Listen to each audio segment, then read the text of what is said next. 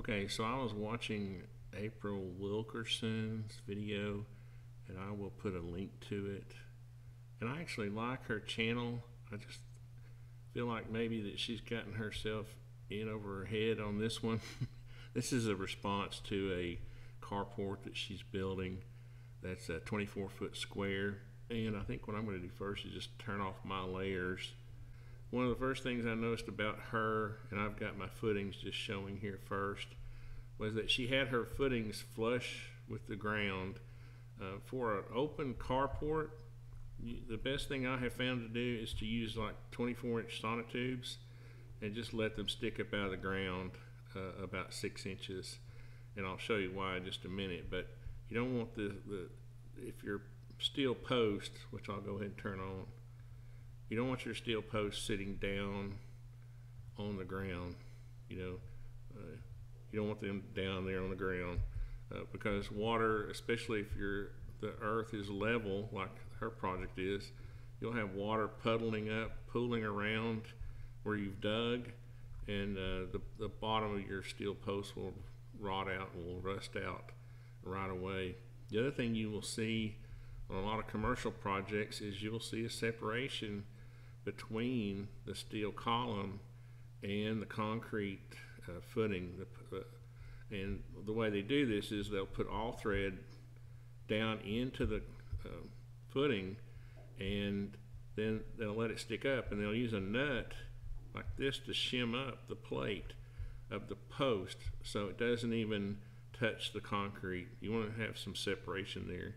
The other way to get around this is just use a 6x6 treated post with a Simpson post base that has a saddle inside of it, and it will separate the post from the concrete, but also is a good way to attach it to the concrete. So I like the way she's used steel columns. That's the way we would do it at Artisan Construction. We would use steel posts, and we would use 6-inch posts like she has, because they would look like chicken legs if you and also treated lumber is not a very good choice because it'll warp, crack, twist, and if you're going to use treated, you need to use at least a 6x6 to try to cut down on some of that. So the first thing I think is her footings, on an open carport like that, need to be raised. If it's an enclosed building and you're going to have a slab, this would be your raised slab, and your framing or whatever would sit on top of that, but it would be up off the ground, not near the ground. The next thing I noticed was she had these steel tubes, and I'm showing LVLs here because I'm going to show you how to save some money. She had these steel tubes that looked like they were overspanned, and I'm pretty sure they are because they were only 6 inches. They looked to be the same size, but they were probably 1.5 inches or 2 inches deep or wide and 6 inches tall.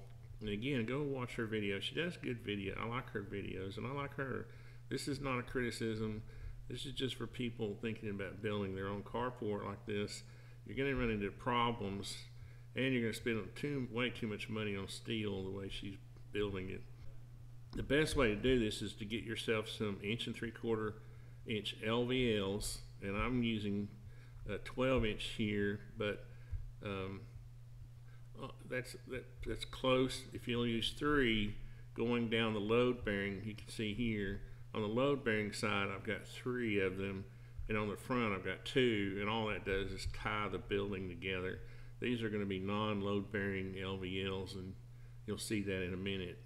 So like I said, the steel that she had on the load bearing side which is whichever side your trusses sit on. I'll go ahead and turn those on. 24 feet is too far to span, so she's going to need a post in the middle. It's just the deflection on steel actually in some cases can be as much or more than wood, depending on the loads placed on it and the lengths and all that, all the factors that are involved. But the main thing that really caught my eye was how she's building these really expensive steel trusses. I mean, she's only on part one, and I may be jumping the gun here, but if she plans on building all of her trusses, it's going to be a fortune in steel, when really you could buy a 24-foot truss probably for 50 or 60 bucks. I mean, the whole truss, pre-manufactured, pre-engineered, and shipped out to your site. I'm pretty sure they're going to be pretty cheap, but she's going to have probably $150, $200, and probably more than that, guys. I'm talking, if you haven't checked the prices of steel lately, it's bad. It's not good. But the best way to do this is to use a house line truss, what I call a house line truss, just at each end. And what this does is it sets yourself up for for siding to be put out here. So you got these vertical pieces, but the rest of them are just standard trusses. Again, you can erect these. I mean, if my crew, we could erect this many trusses in less than an hour. I mean, literally, on a 24-foot span, one person could carry this truss right here. You know, I mean, they're lightweight, they're strong, they're engineered, and how did that? My bar drafter got in the wrong layer. See if I can fix that right quick. Supposed to be in purlins, I think. Yeah. So I didn't want this to be a long video, but then you're going to want some decent overhangs to protect the bottoms, of these columns, from getting wet. So, when you put your purlins on, which are going to be 2x4s, 2-foot centers, you'll let those hang over on the front too, like this. See if I can let them hang over, and then you'll nail your bar drafter out there like that. And then when you get ready to put your metal roof on, you've got an overhang on the sides and on the front. You want a good overhang to protect anything that's parked under there. Plus you want to protect those steel post bases down here from getting all rusted. So I guess the last thing here is my roofing, just some sort of metal roofing to go on there, and you would finish this out with a an L-shaped metal trim here that covers up the bar drafters. I mean, the purlins, and you would also want to put gutters.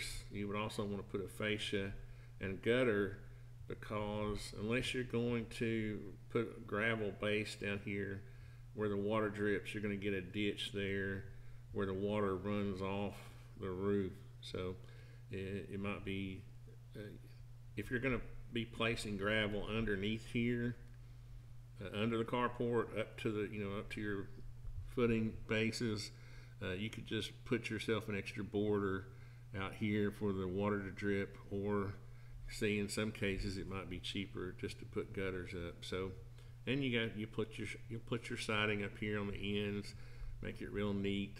And but this just I'm gonna continue to follow her project. She didn't obviously show it all in one day, but really this can be very simple and very affordable, and there's no reason to and like I said, I love her videos, but this is where you need to sit down with a good contractor and just ask them, say, hey, ArtisanTony, how do I do my footings? How do I do my post bases?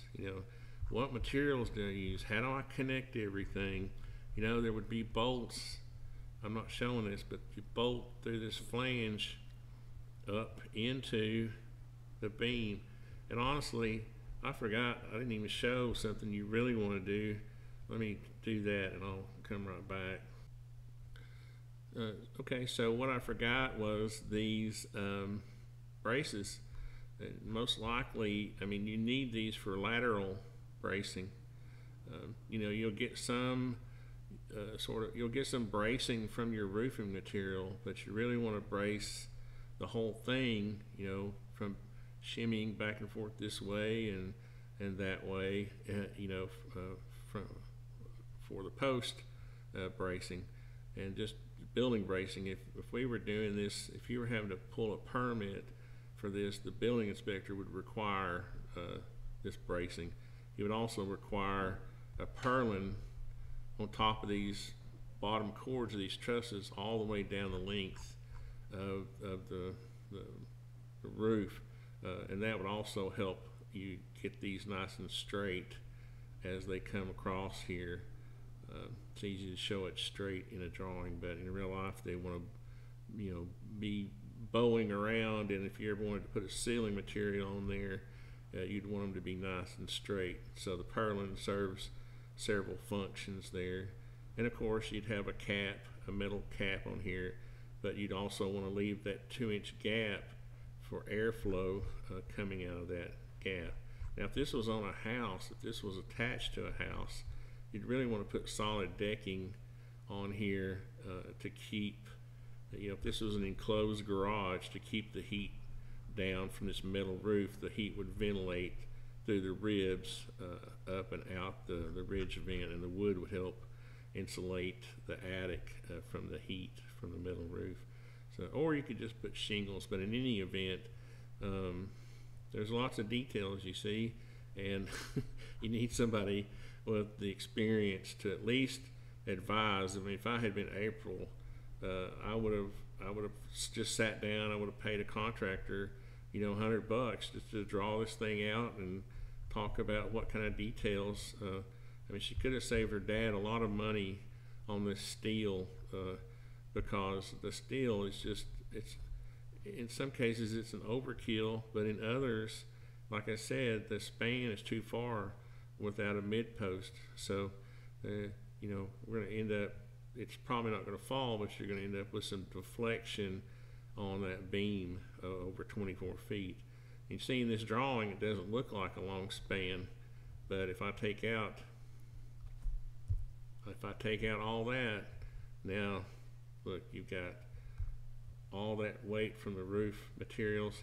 You just got gravity working against you. It's not like you've got a second floor up here, but you do have the weight of materials. You also have snow loads depending on what part of the country you're in. There's just all kinds of things to consider, and you need somebody with a lot of experience helping you with these things. You don't have to pay them a lot of money to build it. You can build it yourself. You just need to get somebody to help you to give you advice. So anyway, this is for people who are wanting to build their own carport and just want to know some of the sort of the minimum requirements. So I hope this helps somebody. And again, I like your videos, April. I like you. I'm not criticizing you. It's just sometimes, I mean, even I have turned, I started in 1978. When I first started, I would turn down certain projects because I didn't have the experience. And over time, I've been doing this almost 40 years now. Over time, I have picked up skill levels, and I take on, more complicated projects now. But that's what you have to learn to do. You have to learn what your abilities are and accept the projects that you can do, and get help with the ones that you can't do. So anyway, thanks a lot, guys, and I'll see you on the next one.